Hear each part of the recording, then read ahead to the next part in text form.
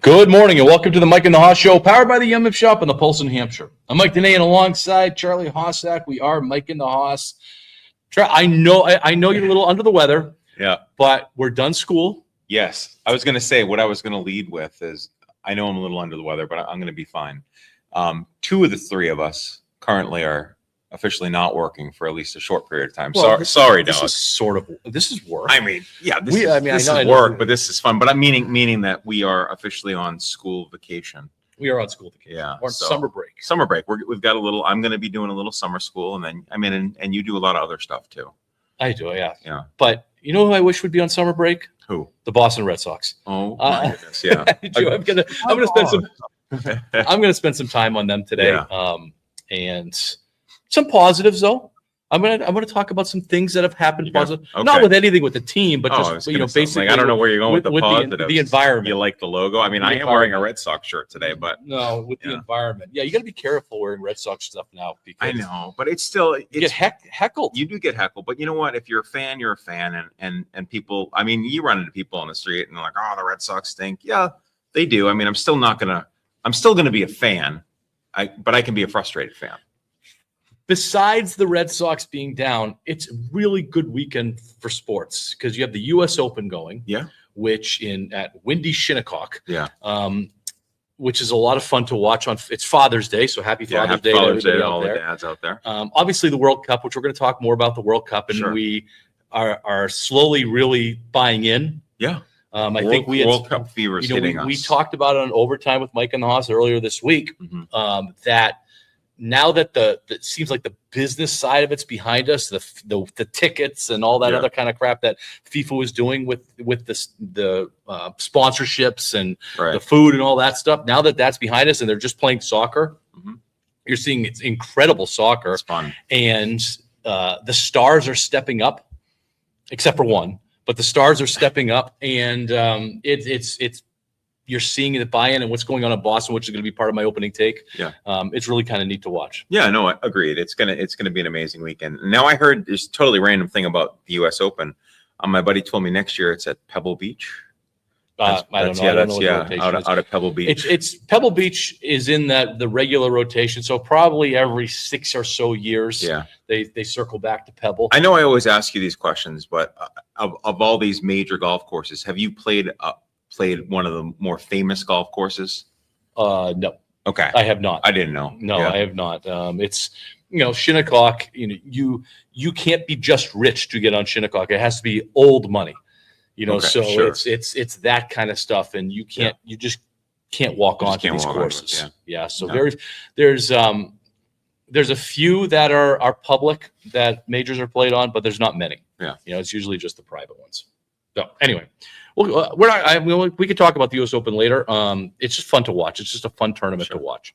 All right, Mike and the Hoss is powered by the Yum Yum Shop, located in the heart of downtown Wolfboro. It can be found on the Pulse of New Hampshire radio stations and all over the world on the Pulse of New Hampshire app. You can always catch up and listen to our previous shows on the Pulse Podcast Network, Spreaker, Audible, Amazon Music, or wherever you get your podcasts. The Yum Yum Shop has over 100 varieties of fresh baked goods, including 6 different types of bread and a full-service ice cream bar, and, of course, their most famous item, the gingerbread cookie. Make sure to visit the Yum Yum Shop the next time you're in Wolfboro or online at yumyumshop.com. And while you're there, enter the discount code of Mike and the Hoss to receive 20% off the Gingy Box. Now, thank you to the Heinz Group of Philadelphia and London for sponsoring our Facebook Live and YouTube Live feed. And thank you to Abby Hossack for our social media. Yeah, much appreciated. Thank you, Abby. Well, what does she do? She takes care of our TikTok. She takes care of our Facebook. She takes care of our X accounts. She just does it all. So anything you see that's on social media for Mike and the Hoss, it is created by Abby Hossack. So thank you, Abby.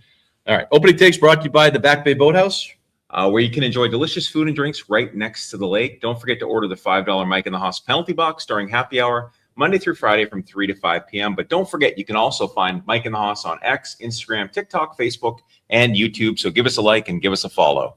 A 20-second story. I was at a wedding last Saturday night. Yeah. And it was open bar, and I ordered a Mike and the Hoss, and they looked at me cross-eyed because it wasn't at the Boathouse, and I says, "Oh, this is what it is. It's cranberry vodka soda." Yeah. And the next thing you know, everybody's like, "Oh, that looks pretty good." So they all started ordering Mike and the Hosses. Yes, they did.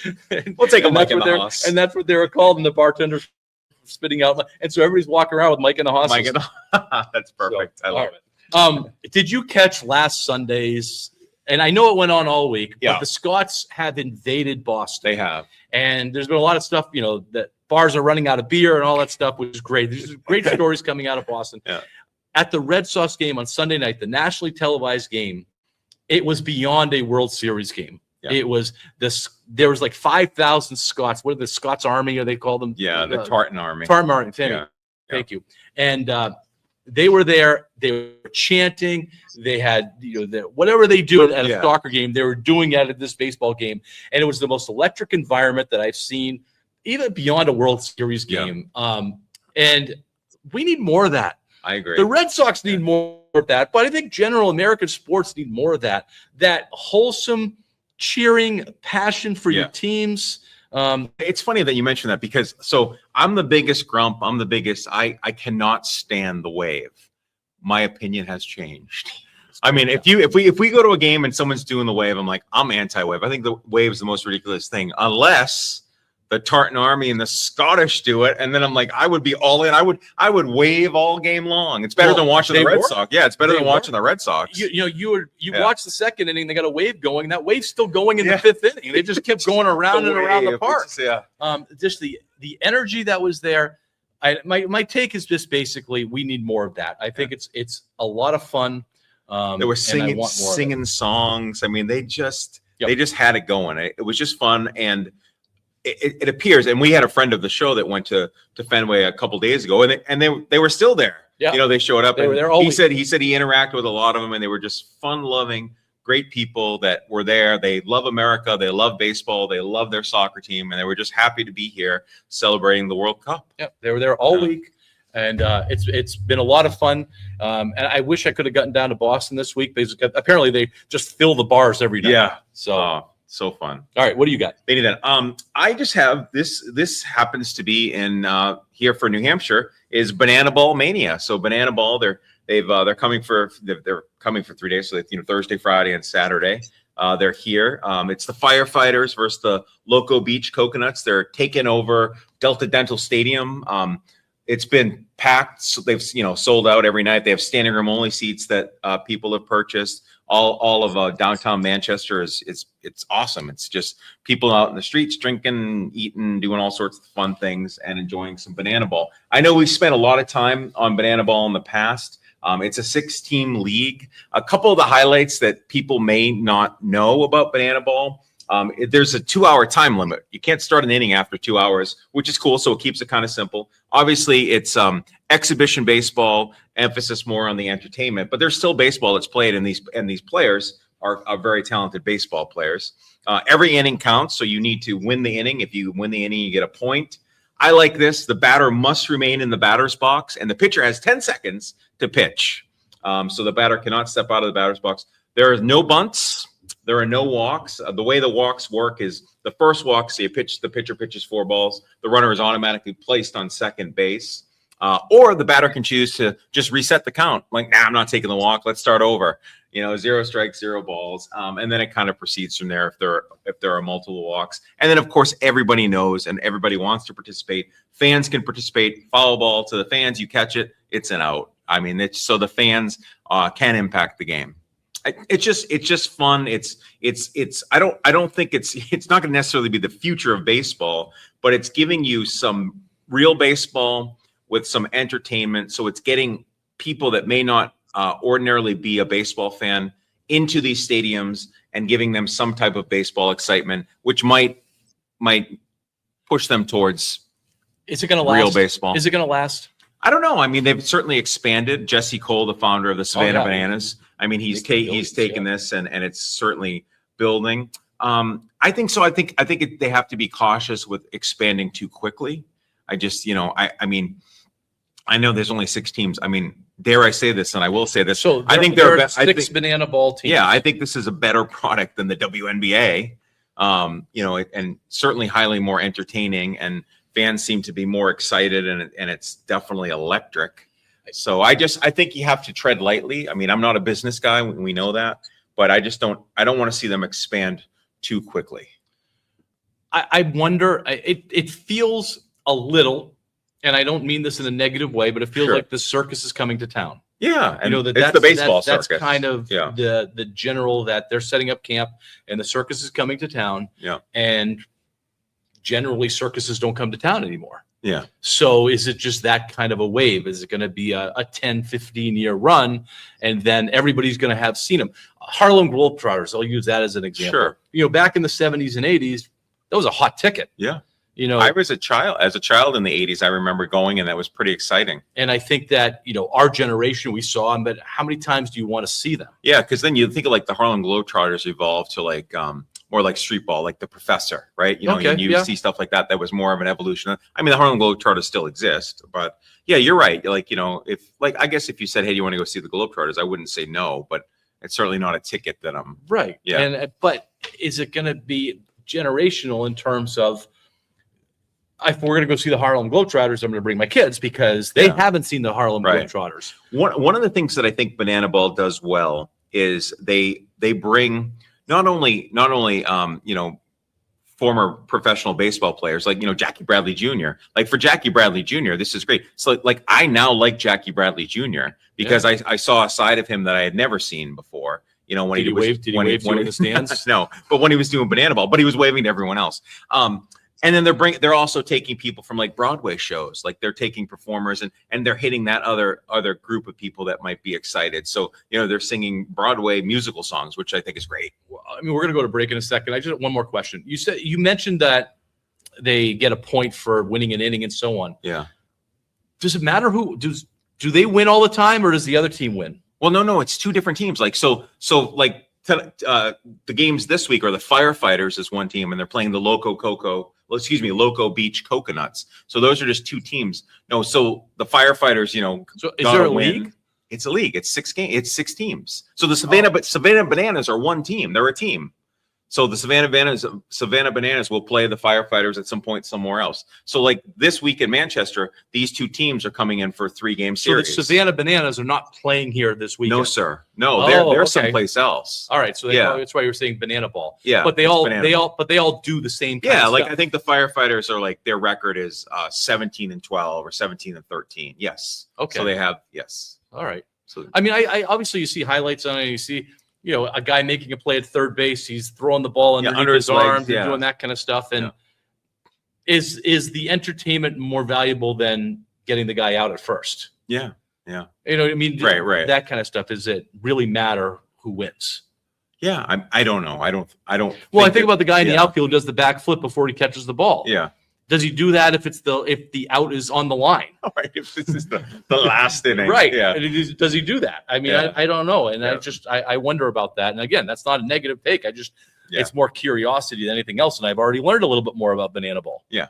So if you get a chance, go and see it. Okay. I do have another take, but we're going to go to break. We're going to table this take. It has to do with World Cup and sports in general. Okay. But when we come back, we're going to celebrate the champions of NHIA sports in the spring sports. Spring sports. All right, we'll be right back. One Mike and the Hoss. All right, welcome back to Mike and the Hoss on the Pulse of New Hampshire. It's time to celebrate our New Hampshire spring sports champions. Yes. And New Hampshire sports is always brought to us by Bailey's Bubble. Family owned and operated Bailey's Bubble in downtown Wolfboro serves the finest ice cream in the state from May through October. If you can't make it to Wolfboro for ice cream, you can still order their hot fudge, panucci, and butterscotch sauces at baileysbubble.com. My favorite is their homemade hot fudge. When placing your order, don't forget to tell them that Mike and the Hoss sent you. I do want to give a shout out to Bailey's Bubble. Last week we had a big team celebration, and they provided all the ice cream and all the different toppings and cups and all that stuff. So it was awesome. The kids were so excited because, typically in a school setting, you're going to buy the Hood ice cream from the supermarket, and we had Bailey's Bubble ice cream. Excellent. Which is awesome. All right. New Hampshire Spring Sport Champions. So we're going to start with baseball. In Division 1, it was Trinity. Congratulations, Trinity. Division 2, Kingswood, our friends at Kingswood Baseball. First title since the late 90s. Yeah. Division 3 was Belmont, and Division 4, Newmarket. They had an undefeated season. Amazing. In softball, in Division 1, it was Goffstown.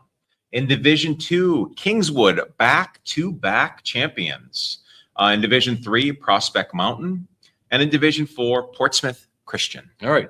Boys lacrosse, Division 1, Pinkerton. Division 2, Dairyfield, and Division 3, Co-Brown, Newmarket. Nice. In girls lacrosse, in Division 1, it was Portsmouth. In Division 2, it was Winnicott. And in Division 3, it was St. Thomas. And then you mentioned Boys tennis. Boys tennis, Division 1, Bedford, Division 2, Goffstown, and Division 3, St. Thomas. And in girls tennis, it was Division 1, Dairyfield, Division 2, Portsmouth, Division 3, Lebanon. Co-ed unified volleyball, Division 1, Oyster River. Congratulations. And in boys spring volleyball, Division 1, it was Co-Brown Northwood. Those are the champions. You reminded me what's going on in Massachusetts, and I had texted you about it. Yeah. The Super 8. Super 8. And yes. the Super 8 is basically a uber elite tournament that's going to be played at the end of the season. Mm-hmm. That's going to take the very, very top schools, the very based on strength of schedules and all that. And they're going to do it with the Division 1 and the Division 2 teams. Yeah. And so, and Massachusetts had this before, but during COVID, it went away. Right. And so the MHIAA, which is MIAA. Yeah. Right. Because we're NHIAA. I got it. I just forgot the letter. Anyway, they voted it back. Yes. They voted the Super 8 back, and it's controversial. It wasn't so there's, basically 19 of them. It was vote. It was like 10-9, right? 10-9. Yeah. And the Super 8, and obviously there's probably a lot of Massachusetts people out there could correct me on this if they want to, but basically a lot of the Catholic schools, it's centered around hockey. Hockey was the big one. Yeah. And the Catholic schools like Catholic Memorial and the teams that always going to win. I was going to say the team that's going to win it all the time is Zavarian Brothers. Zavarian. I mean, we'll give them the championship right now. And that was going on. And then there might be one public school that snuck in. Yeah. And so there was a fear that was going to happen again. And so there was a lot of people that didn't want this back. They didn't want the Super 8 back. I wonder, moving away from Massachusetts, I wonder if something like the Super 8 belongs in New Hampshire, that the elite of the elite play a separate tournament. And so when they do the Super 8 tournament, there's a round robin, and then they go to eliminations for the semifinals and the final. So everybody's guaranteed 3 or 4 games, whatever it ends up being. It's just not one and done like all the other tournaments are. It's not brackets like the other tournaments. And I just wonder, and you and I spend a lot of time with the private school, versus public schools. Right, we do spend a lot of time with that. And all that. And I wonder if identifying a true division champion, because there's been Division 3 hockey teams or Division 2 hockey teams we talked about Portsmouth Christian or Concord Christian, Concord Christian, their basketball team, that in some of the lower divisions could compete with anybody. Yeah. I mean, they moved up. We know they went from 4 to 3 to 2 to 1. But if there was a Super 8, and that they just did by strength and votes and all that kind of stuff, taking the top 8 teams, regardless of the division. Doesn't matter the division, that I wonder if that would be enticing for New Hampshire sports. What are your thoughts? I think that's a great idea. I think it would be enticing for the coaches and the players and the fans. I think how cool would that be? Like if you took, let's use hockey, for example, because you're a hockey guy. Obviously Kingswood, who just won the state title, would be one of those in the Super 8, and they'd be able to compete against other top-notch teams. So here's a question, though. We won in Division 3. Would you be willing to give up that playoff chances in Division 3 at a chance at the Super 8? Do you know what I mean? Yeah. So it's not. Can you do it this way? Let me ask this question. Can you do it this way? You have it kind of how it is now. So Kingswood is crowned champions of Division 3, and then do a tournament. Then your Super 8 tournament begins.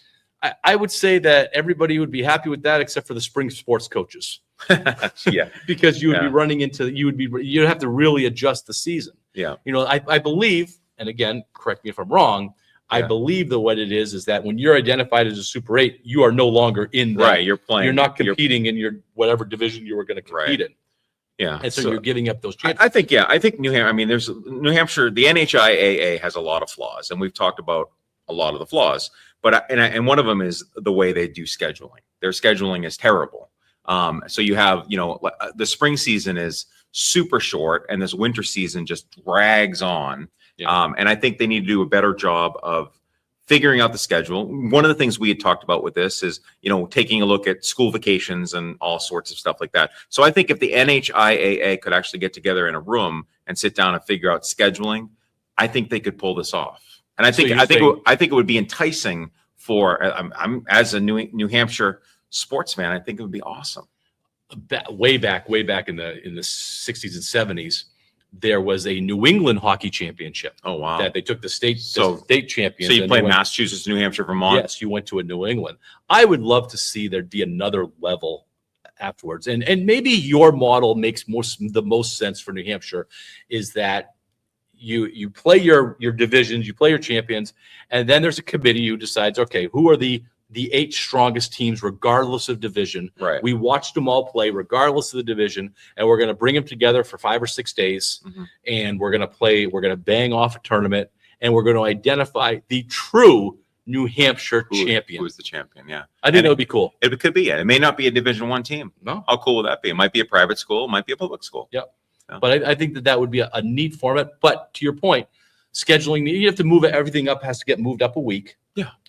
Which I think would be reasonable. I think they could figure it out too. And the other thing is, we were, for the longest time, spring sports coaches. You can figure it out. It's like, you know what? These kids are athletes. It's not the end of the world if you have to, miss a week or something of practice. You just work with it, because what we want is what's best for the student athlete, right? That's what's the most important thing. So you just make those adjustments. I know that there's been a lot of Division II and Division III teams in multiple different sports that would like to take a crack at the Division I champion. Yeah. And this would afford it. And if you were on top of it, you could bang off a tournament, except for football. Football's a little bit harder to do. I think that is, yeah. But in the other sports, in basketball and hockey and baseball and so on, you could bang it off in 6 days, 7 days, do it for a week. Yeah. I think you could do that, and it's definitely doable. Identify that true champion, and boy, that would be a nice banner to raise. Yeah, if you're the true New Hampshire you're champion, your Division III champion, but above that is your New Hampshire champion. That would be neat. Yeah. All right. Thank you to Bailey's Bubble for sponsoring New Hampshire sports, and congratulations to all those champions. When we come back, we're going to run down a whole bunch of things, because I know we want to get to your game in the last section. I want to talk about World Cup. I want to talk about what's going on and the momentum that World Cup's going on, and something that is bothering me about the game of soccer, though. Okay. All right. We'll be right back. All right. Welcome back to Mike and the Hoss and the Pulse of New Hampshire. Mike Dene and Charlie Hossack, talking about sports in general, New Hampshire sports, New England sports, and then national sports. And I guess I'm not a big NBA fan, but we're going to congratulate the Knicks. Yeah. They won the NBA title. Yeah. I will say I was rooting for the Knicks, and that's might be one of the only times I've ever rooted for a New York team. Yeah. I like their build. Yeah. I really do. I like their build. I like the fact that they won without one player receiving MVP votes. Right. And Jalen Brunson was an absolute stud in these playoffs. He was so good. And if you take a look at his trajectory he played at Villanova, player of the year at Villanova his junior year, won 2 national titles, still was a second-round pick in the NBA because he's 6'2". Yeah. But you can't gauge heart, and that guy has heart. And you saw it game in and game out that he was willing to put his team on his shoulders at 6'2", and he was unstoppable. It was great. It was a great win for the Knicks. And so what was that? That's their 3rd NBA championship. Yeah. They got a few more to try to catch the Celtics. First one in quite a while. But I thought that was a good win. NHL, Carolina Hurricanes won, I believe that's their 2nd title. And Carolina's not necessarily the hockey hotbed. No, it's hot. It's not hockey-wise. Is this good good or bad for the sport? Carolina winning. I don't know. I think it's good. I mean, we see it. Florida wins all the time too, right? Yes, and I asked the same question. Yeah, I think it's okay. I mean, it's I guess ideally you'd be like, gosh, I hope every year it's the original 6. But I think this is good for hockey. And I've told the story before. I'll make it really quick. I remember being out in California, going, living out there and going to high school and all that stuff. And, the San Jose Sharks were, becoming popular and expanded out there. And it was good for hockey because nobody knew anything about hockey. Yeah. And here's this me. I'm like, oh yeah, the Boston Bruins. And they're like, what? You watch hockey? That type of thing. So I think it was good. And now we have it all over the country. And the fans are fans. I mean, it's just the only thing different is they wear shorts and T-shirts, right? They fill their arena. Yeah. They fill the arena, and they're very passionate. When you watch a game in Carolina, I would say they're more passionate than what you see with the Bruins during a game. I mean, they're waving towels and they're all wearing white shirts or whatever. It's pretty impressive.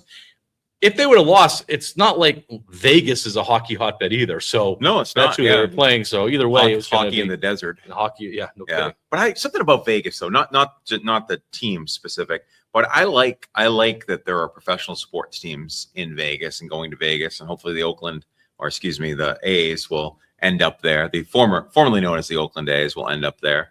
I like that they're going to have professional sports because Las Vegas is a destination location, and I think that's great. All right, 2 minutes on the Red Sox. Yeah. I found us that they're 1-40 when down by 2 runs. Okay, it's not a very good That's stat. the most ridiculous thing you've ever heard. They were 1 for 28 against the Jays. They got swept this week. They scored 4 runs. Yeah.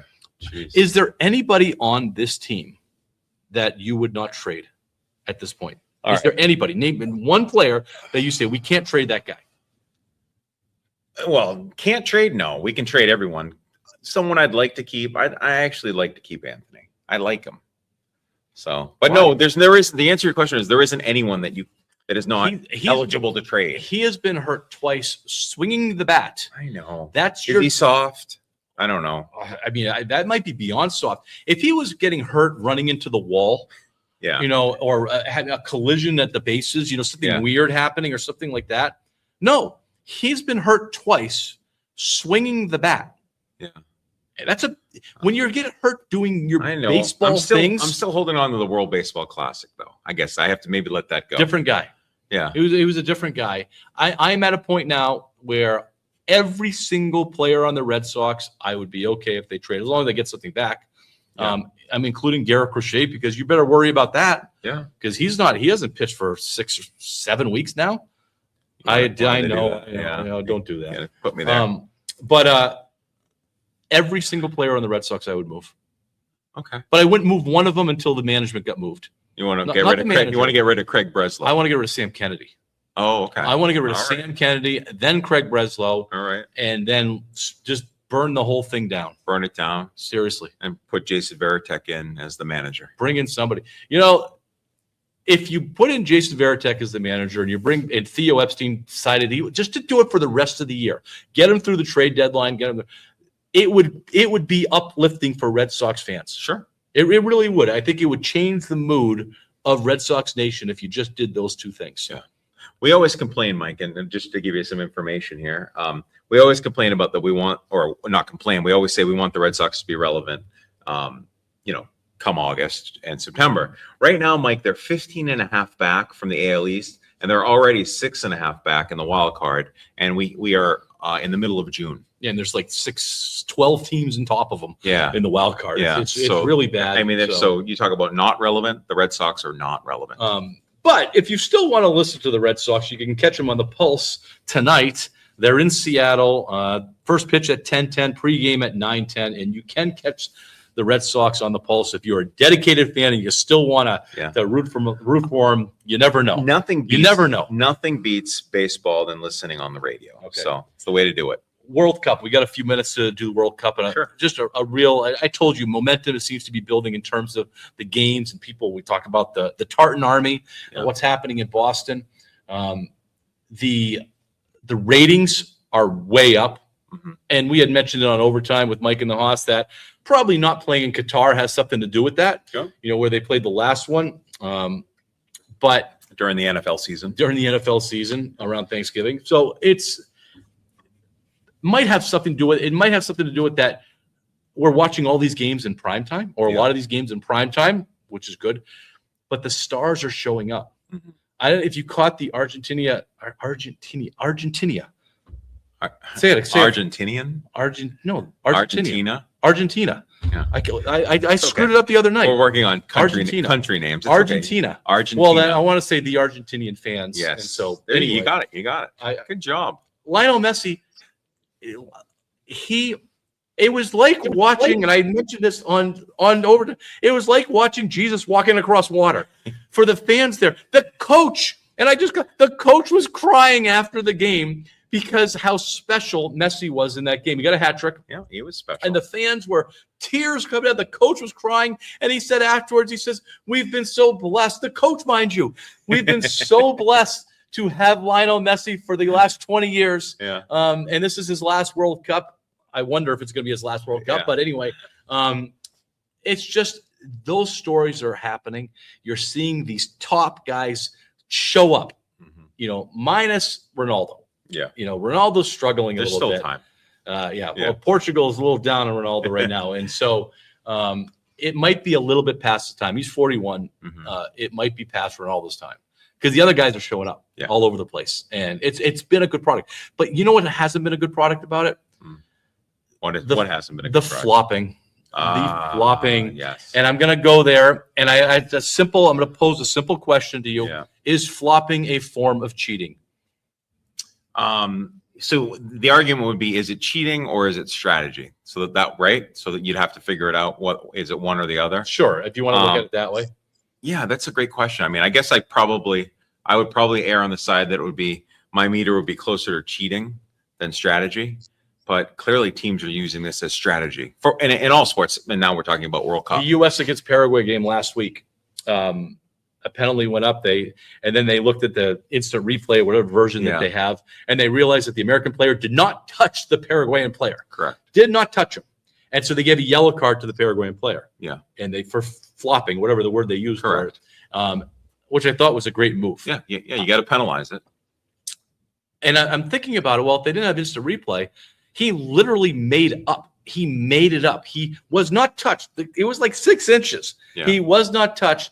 Went down, riled on the ground, like he got hit by a car. Yeah. And looking for an advantage, looking for that penalty. Got the penalty, but fortunately they looked at it. And I just was thinking, isn't that cheating? Isn't what he's doing cheating? Yes. It's kind of like when you've seen basketball coaches, and even Missoula has done it, spill his drink. So you have to take a referee, referee timeout to clean the floor, things like that. That's cheating. I mean, people will argue and say, no, that's strategy. That's strategy. Gamesmanship. No, actually it's not. I don't think so either. In the NBA, NHL 2.2, that there is but there's a difference between flopping and embellishment though. Yeah. But when you're not touched, when there's nobody that touches you and you go down, I think that's no longer an embellishment. I think that at that point it's cheating. Whereas if I bump into you and you're like, oh, went down. Yeah. That's embellishment. I look at that as a little bit different. Yeah. But if you're making up calls, like LeBron James. I mean, I don't think if I went up to LeBron James, I'm playing LeBron James, right, and I touched him, he would just flop, and that's embellishment. It's because I've actually made contact with him. Yeah. I mean, I don't think he would just.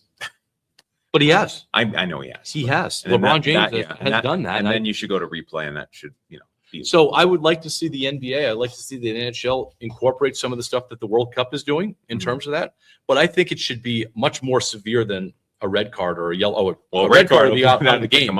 So, but I think it should be at the level of a red card. There you go. That if you're making up, if you weren't touched at all, it's not good for the game. It's not good for the product if that's happening. Yeah. And we've already talked about that. There's questions about all of these sports, how legit they are. Right. And so if this stuff is not getting called out, then you're questioning the integrity of that game.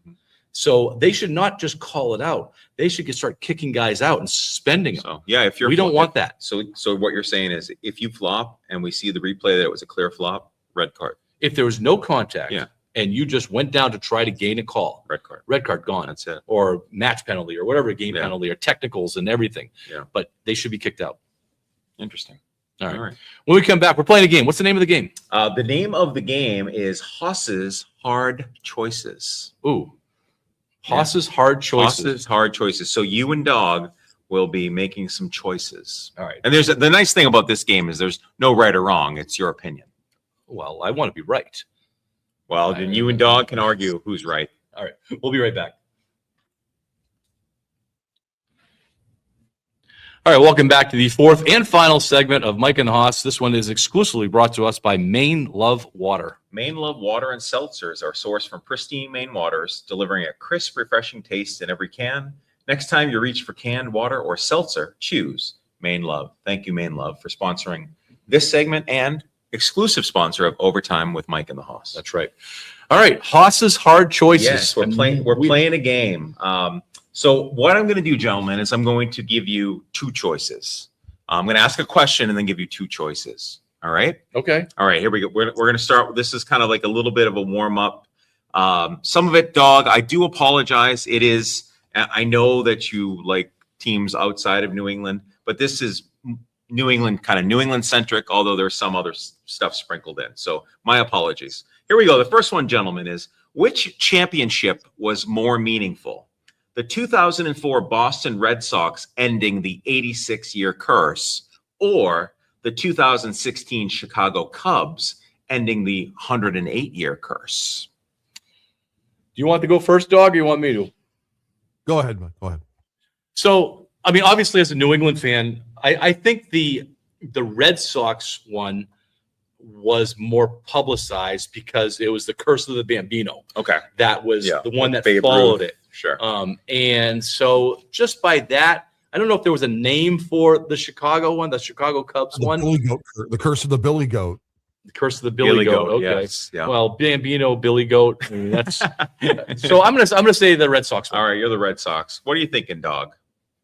Sox, because Babe Ruth is Babe Ruth. It wasn't as if it was some stiff, and the Billy Goat thing is just folklore. You know what I mean? I think it just took on a life of its own. Whereas, Babe Ruth. Now he never really said, "I'm going to curse the Red Sox." He never really did that. It was just that became folklore. But the Billy Goat thing, Billy Goat wasn't a player. They had sweet swinging Billy Williams, but that's not the curse of the Billy. No. So I think the Red Sox won. Okay. Plus, I think it would have been better off with the curse of Steve Bartman. Yeah. Steve Bartman. That should have been the curse. Steve Bartman curse. Cubs. All right. How about this one? Which championship was more impressive?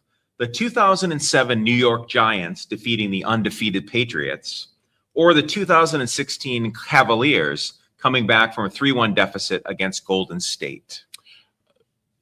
This is a no-brainer. The Giants beating the Patriots. The Patriots were, 19-0 at the time, and what many considered the greatest football team ever in the NFL. And people still call them that, even though that they lost the game based on how they were winning these games all year long. It was Brady, it was Moss, it was Welker. Yeah.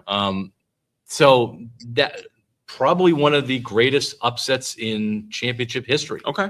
All right. Dog? City of Cleveland hadn't won a championship since Jim Brown defeated, I think, the Colts. It was the Browns and the Colts in the 1964 NFL championship. So this was pre-Super Bowl. Also, the Golden State Warriors won 73 games and had a 3-games-to-1 lead on the Cleveland Cavaliers and choked it away. Just celebrated that on Friday, by the way, 10 years. And that now this is how much folklore it is, guys. Now, I know the Giants and the Patriots. Okay, fine. Okay. WWE Royal Rumble in San Antonio, Texas in 2018, a guy with a big sign said, "Warriors blew a 3-1 lead." It was months later. So that's how much pop culture. And then also social media, 73-9, and they lied.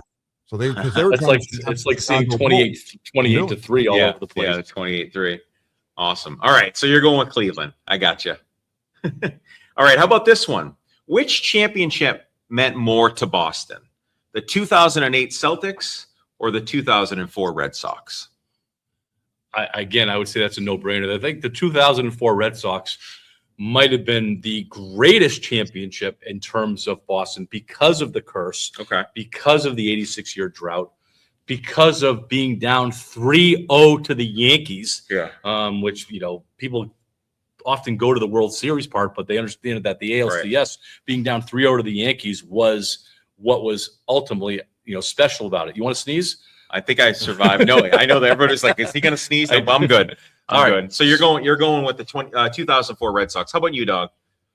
2004 Red Sox. How many championships for the Celtics have we seen in our lifetime? They hadn't won since the 80s. Okay. This is an 86 year. So right. So let's kind of stay on that same theme. Think about this. What would you like to see again happen? Like if you had to if you had the opportunity to live this live and in person, the 2014 Patriots, the Malcolm Butler interception, or the 2004 Red Sox ALCS comeback and then the World Series sweep? What would you like to see in person?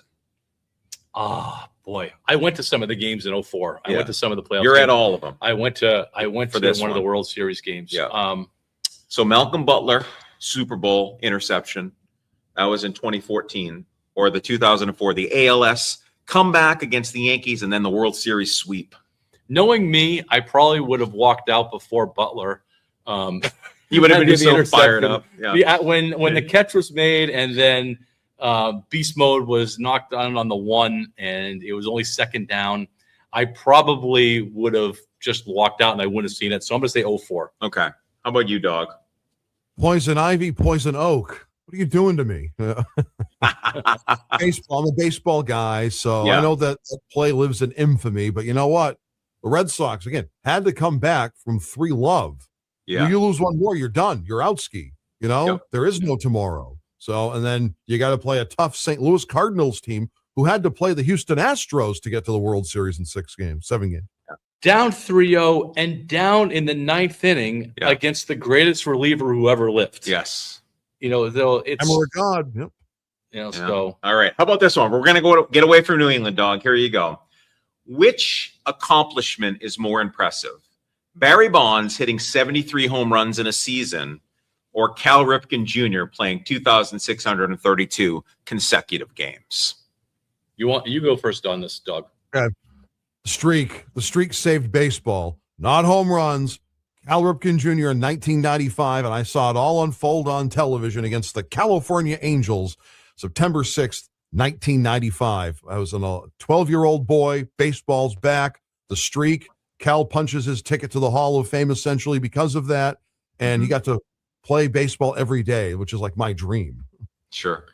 What do you think, Mike? Somebody will hit more than 73 home runs in our lifetime. Okay. Somebody will do it again.